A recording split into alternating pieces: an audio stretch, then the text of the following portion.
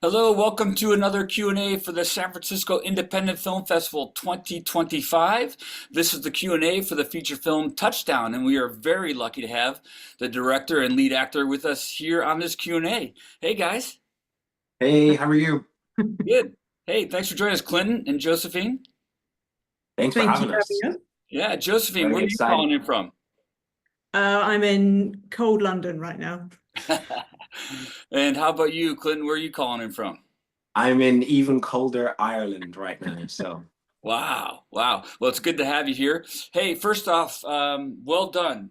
Congratulations on getting into our film festival, but even more so on making a feature film, another feature film. thank you. Thank you so Thank you much. very much. Yeah. We know it's no small feat completing a feature film, so that's a accomplishment right there. But let's talk about how this started. Maybe Josephine, I'll start with you. When did this begin? What was the inspiration, or what was the seed that started it all? Well, it started COVID really was was what sort of made it all happen. Obviously, when lockdown was announced and started, it meant for everyone sort of in the film and TV world that, well, not for everyone, but for most people that production shut down. So certainly from my perspective, all the things that we were working on and had planned to sort of get up in action over the coming months were suddenly put on hold. Um, and I just thought, well, we either kind of sit back and see what happens and sort of do nothing, bake bread, Yeah, or I like thought, well, most people actually, did. yeah, exactly. I sort of thought it was quite an exciting opportunity, really, to sort of go back to really the grassroots of why one got into film, why one wanted to make film, which was, why don't we use this time and see if we can make a feature remotely? How can we go about, making a film not just in spite of all of the restrictions, but actually embracing the restrictions? What could we sort of come up with? So from there, I sort of came up with this idea of for Touchdown. And well, originally I thought, well, actually, well, what's the smart idea of how do we do a really contained small film? But I just couldn't think of any ideas that excited me within that. So it then became, what's the most ambitious version of a remote lockdown film that we can do? And so the story kind of evolved from there, and we ended up shooting in the UK, in the US, in South Africa, and Hong Kong, but in China and Thailand, all over the place, really.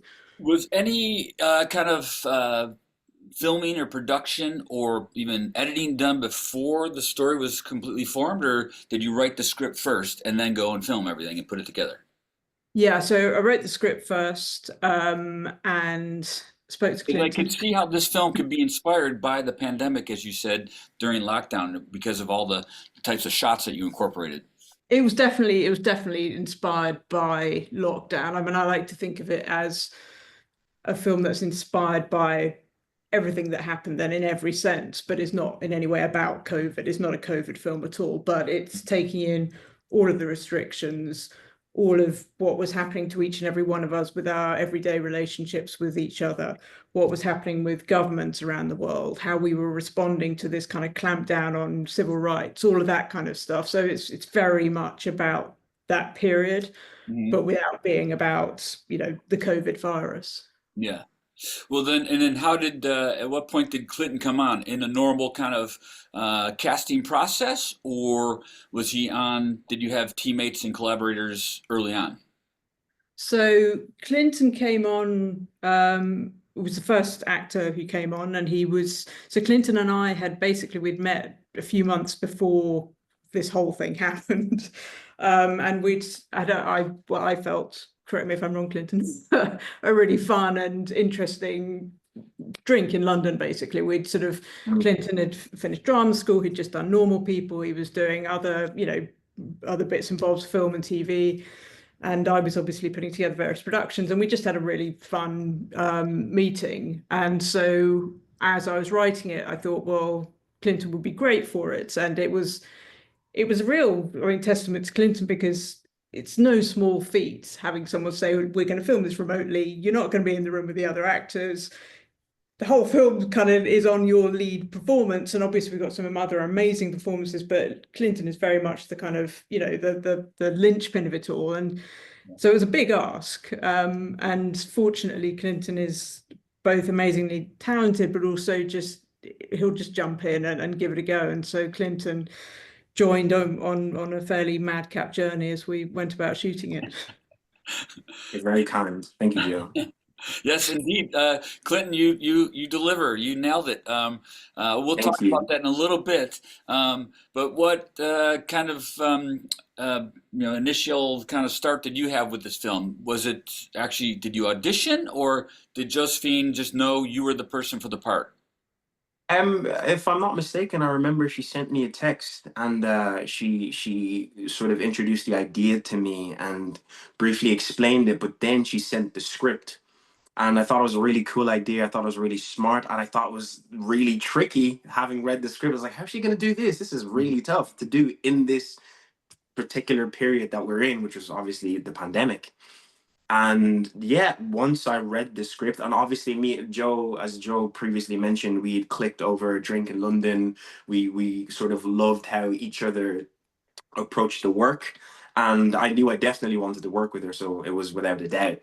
And then as soon as I read the script, I was like, yeah, 100%, I'm in. This is an opportunity to do something different, something that I've personally never seen before, and to work with somebody like Joe, it's, I was absolutely up for it. And it's kind of nice that you broke the ice over a beer in a pub, and it worked out. Like you didn't end up in a drunken stupor or anything. You guys actually got along while you're drinking, so that was a I good. If didn't if say if, that if Clinton I'm didn't not end up in a mistaken, it drunk. was actually a waters we were drinking. It was like in the afternoon in Soho in London, and I specifically remember drinking a water, and she was drinking a water as well. So it was Okay. all It's an unusual day. sober conversation. Well, you guys could get along. You had good conversations, so that was a good sign. Well, excellent. Well, because Clinton, like you were saying, you're acting alone a lot, right? You're in empty streets. You're seeing drones and things that aren't there, and you do it. You convey it well. It's like it's believable. Thank you. So, how did you guys Thank you so accomplish much. that? I mean, how hard was that to you know, act alone? Were you a lot of times you were acting solo? Yeah, for me, on screen I'm acting alone, but off screen I have an amazing director that's leading me in the direction that she wants me to go in. So there's no way at all that I would have been able to pull it off without the help of Joe, because at the end of the day she's the head of the film. She leads at the helm. Everything is put together by Joe. And like, just to go back to what you said, Jason, at the start of the interview, we're filming in all these different locations, and it's not an easy thing to achieve, especially a film of this caliber within COVID. And it takes, for me, in my opinion, a genius to pull something like this through and actually make it look good and fun and exciting and different. Hmm. So I was so blessed and very fortunate to have Joe always by my side, sort of steering the ship, because the one thing I love about Joe is that she knows exactly what the vision is. She knows exactly what she wants. So she'll give you that sort of pathway to go through, and she'll walk down with you. So I never felt like I was on my own. On screen, it seems like I'm by myself, but I was always being aided by Joe. Right, right. And forgive me for not knowing, and you don't have to reveal any secrets, Joe or Clinton, but so, uh, is there times where you're on location, or are there special effects like green screen too? I know it's all location. It's Okay. yeah, So I mean, then, are you speaking to him, directing to him, and then, so he knows how to behave or how to respond to what's not there? I'm trying to remember. I mean, I think what we did, we'd walk through every shot, every scene that we were doing, and So like you rehearse. yeah, but even prior to rehearsal, we'd just kind of walk through. So, for example, we shot, in the middle of the nights in Soho in town, and we'd kind of walk through, and we'd be like, well, the drones are going to be coming around this corner. They're going to stop there. They'll hover here. We'll have this happening here. There'll be gunshots. There'll be this. So we'd kind of talk through all of that, and then, I mean, I think the one thing that Clinton is being incredibly generous in what he's saying, but I was so conscious you know, it was incredibly ambitious what we were doing. And there are moments where I think both of us, when you're standing there sort of in the middle of Soho at night and you're thinking this could really not work. But Well, then I don't know how many times, like you nailed this. You did this really well, and this highest compliments. Like the screen direction, the eye line, where things are. There's never a moment where I am taken out of the movie because you missed it or you did it incorrectly. You guys nailed it throughout the whole film because I you see think, this a lot where this, yeah, even the eye line's off just enough. You go along with it, but the eye line's off just enough. You're like, oh, and you're out of the movie for a moment. Never happened to me. I think, no, thank you. I mean, that means a huge amount. But I think also I mean, that's on the rest of the team as well, because we had, amazing people. Our director of photography, Jerry Vaspenter, was like instrumental. He's very good in eye lines. You talk about eye lines, he's great at all that. Clinton was amazing. I mean, what I found when would get the rushes back is just all the little movements that you're not thinking about, which you could then build in. And then we had Lucas Stolarski, who did most of our VFX, who again, it becomes like a choreographed dance, is that Yeah, everybody's doing all of that. And so it was just having such a great team in every yeah. part of it that it came together. I was very impressed. Just like you said too, Clinton, like your emotions and reactions are kind of, what you see from a performer when they are on a shot with another human being. And a lot of times you're solo and it's just like you're engaging all the way through. Well done. Thank you, Jason. I Yeah. really appreciate that. Yeah. Well, the whole film is tight, Josephine. Even, the editing and the kind of the motion, the flow of the action of found footage shots, captured shots, and then the created shots all move and work well together. Good job editing too. Thank you. It was it was weird actually.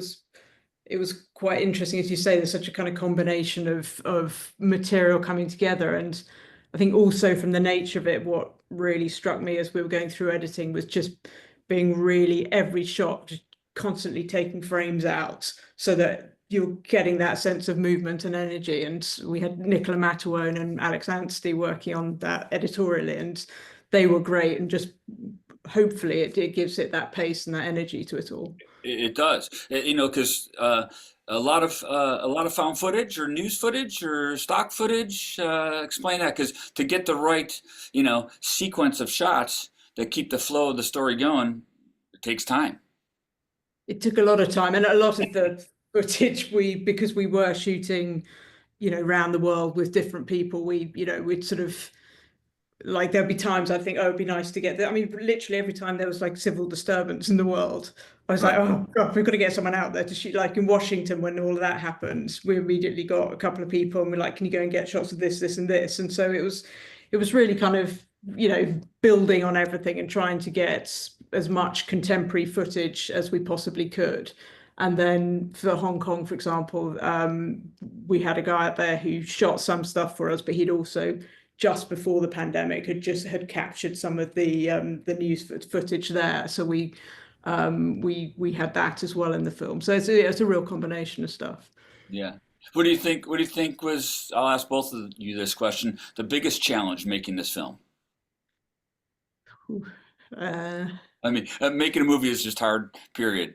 Was there one thing maybe that was harder? All the different locations, or I think I mean, I guess from my perspective, you're asking a lot of people, because we were shooting off our own resources during a pandemic. So right? you're asking people to kind of jump in, and you're not getting any of the perks you might normally expect on a film. So it was finding it was I'd say that actually it was finding people who would not just do what we were asking and join us, but actually properly embrace it and jump in and sort of value add, as it were. And Yeah, once we found those people, it all came together. But actually finding those people takes a while. I bet. Clinton, was there a more challenging I moment making the I movie for you? I wouldn't say it was like very challenging. Sometimes they were just like London was just really cold.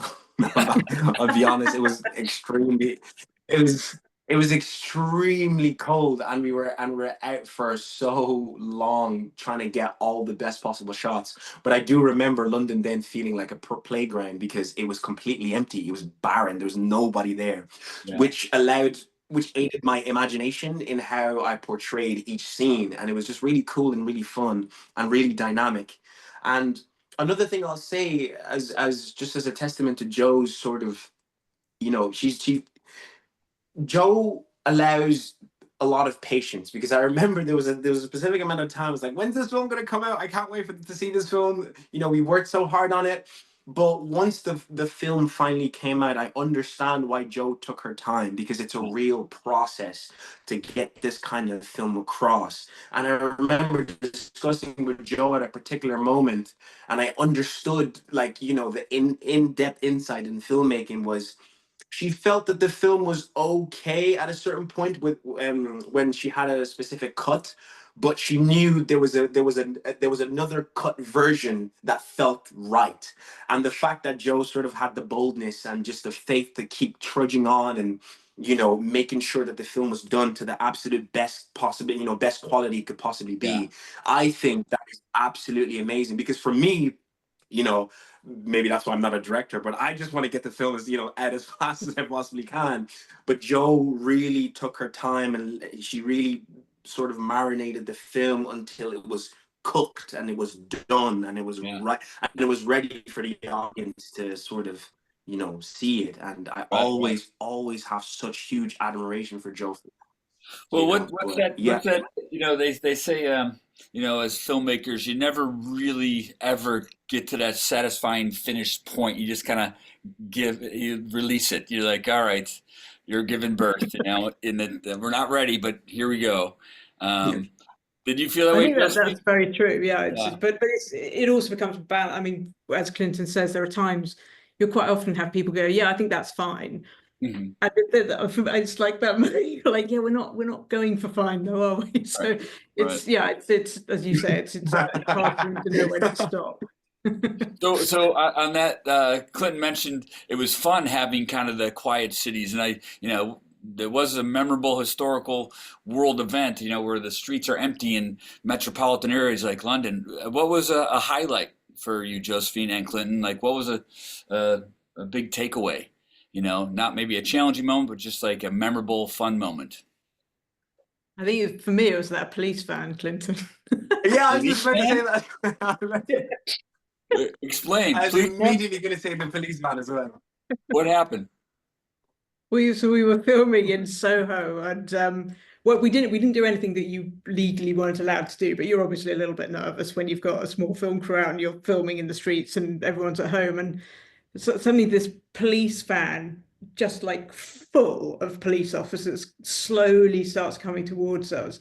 And I just thought, I literally, I could have wept, because I was like, we can't stop now. Were you stealing a shot? Were you kind of? Yeah, we were doing this sequence, and we were kind of towards the end of it. And I thought if we get moved on now, this is going to be terrible. And they pulled up alongside Clinton, who was waiting at the end. And basically, these poor guys were just bored out of their mind, because they were patrolling London and there was no one else. There was nothing to do. So they kind of stopped for this, had this great chat with Clinton. Yeah, and a normal busy. I was Go ahead. I was basically just trying my best to keep us filming, as being as friendly as I possibly could, because I do remember even before they came, there was this really annoying. Was it like a bin truck or a garbage truck or something? Yeah. And it kept going in shot, and it was always in shot, or the noise was way too loud. So by the time we had a perfect sort of perfect sequence, perfect stance, then the police decided to come in and then take forever. And we were like, are we ever gonna get this done? And you're fighting against the weather, you're fighting against the police and everyone, and the time, and it was getting colder. So fortunately everything worked out in the end. But that was the most adrenaline driven moment, because we didn't know whether we were going to have a shot by the end of the night, or if we were going to, Well, and the great thing about those rubbish lorries is because we were using all the kind of trash in the street as props. So again, this lorry comes in. And I'm like, our continuity's gone. They suddenly take all our rubbish. And then we literally called cut on the final shot, and the bin men came in and just took all of our props away. Wow, nice. Um, Yeah, Yeah, it we never were very fails when you go to actually roll the camera. That's when all the garbage trucks and the noise come, even though you had a quiet set for all that time. It always never fails. Uh, exactly, yeah. so Josephine, are you speaking of waiting to get the film just right? Are you happy with the outcome? Are you satisfied with your realization? I am actually, yeah. It's no, I'm thrilled. It's I think we were so fortunate to have such a great cast and crew, and as Clinton said, there were times because it did take a long time to get because we didn't have the normal budget and stuff. So it's a hard thing to pull together, and there were times during it I was just like, oh, I really hope this is worth it. um, but I'm very happy with the final film, and I hope Clinton, I hope you are, or you feel free Jesus, to. I'm more than happy with the film. I showed my whole family and they absolutely loved it. And my family are so honest with Right on. every single thing I do. So they won't spare me any criticisms, but they absolutely love the film and I absolutely love. I remember just like watching and I was like, "Oh my God, I can't believe I'm in this." Because it was really amazing and it really blew me away. And in a way that like I'd never seen something specifically quite like this because it's a very global film, but at the sort of center of the whole project, it's very intimate. It's an intimate relationship with all these friends and families with different Yeah. relationships and different connections. And I It's felt unique. like Yeah, it's unique. Let's talk about that for a moment too. It's also kind of, if you will, an experimental film with the way you've created it and structured it, Josephine. With the existing footage, pandemic footage, and then the make believe, and then as well, like Clinton's starting to mention, there are some kind of universal themes working here. Like how connected we are. Are we really alone, or are there other people out there with us? How important are people? Wasn't there, Clinton? Wasn't there a line in your podcast when you're vlogging? You like, do we really need people or something like that? Right? yeah. So And he lots of comes to find out that he really does need you. right, right. So there's some messages in this entertaining film. You know? Think that, I No, mean, for me, 100%. yeah, that was always kind of the idea of it is to try and make something very commercial, make a, sort of a very sort of hopefully, yeah, commercially appealing film. But for me, it is the what's this about? Why are we all here? What connects us? And certainly again from the time that we made it, and even more so now, it's looking at that kind of growing authoritarianism and what's happening to the world and how we as individuals respond to that. So yeah, hopefully it's kind of trying to say something about some of the things that are happening today. Yeah, yeah. Yeah, Yes. I was just Clinton. thinking about that.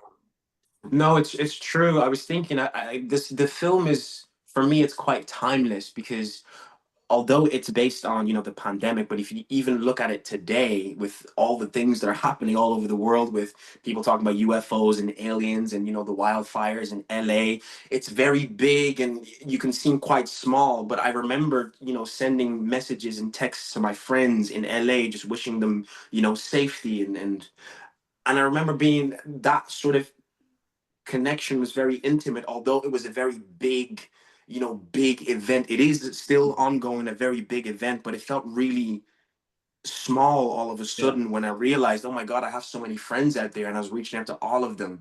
And it's the exact same thing within the film. Hmm. It's that thing of everywhere's being shut down. You can't quite believe it. But then it feels very real when you realize, oh my God, I have loved ones in these places that are Hmm. being affected. So it's not just, it never just narrows it down to a disease or an event. Right. It's more of an all-encompassing, crisis period wherever that may be Yeah. or take place at whatever time in the world. You will always feel that sort of intimate connection with your fellow human beings. And that Yeah. is one thing I really love about the film because it draws us out as human beings and it forces you to ask that question, oh my God, if that was happening to a loved one, how would I react? Hmm. How would I be? Putting yourself in that mind frame. So that's one Yeah. thing I absolutely love about the film. Yeah, yeah, it really touches on universal themes and made me think at times, like you said, Clinton, where it's like, oh yeah, it's like, you know, people are important to me, right? But then we get so distracted, and you think, oh, I got a flat tire. That's such an emergency, but oh, no, what's really important, right? Um, Exactly. how do you guys want audiences to come away after watching this movie? What do you want them to take away? Both of you. I think it's that I'll let it's I think I guess again, from a personal perspective, there is that I'm just increasingly aware of those kind of two layers, as Clinton says, that we have all of this going along here in the world, and from every aspect of life, we can become very isolated and sort of insulated from it. Whereas, I think I think we have to remember the value of each other, not be kind of divided by ulterior motives to, sort of whatever those motives are sort of seeking to do in the world, that actually, each of us have a lot in common. Each of us is connected by basic humanity, and that we should question whatever is imposed on us that seeks to kind of erase that humanity that binds us all. Yes, well said. Clinton, what do you hope an audience member comes away? What do you hope your family members come away with after watching this film? for me, it's just a question of what is really important to me in my life. What is important, and do I have a clear idea of what that is? Because usually, as in the film, it's only when things get really dark and really horrible that we start to understand what's really important. Like the relationship you see with Jamie and his girlfriend, Emma.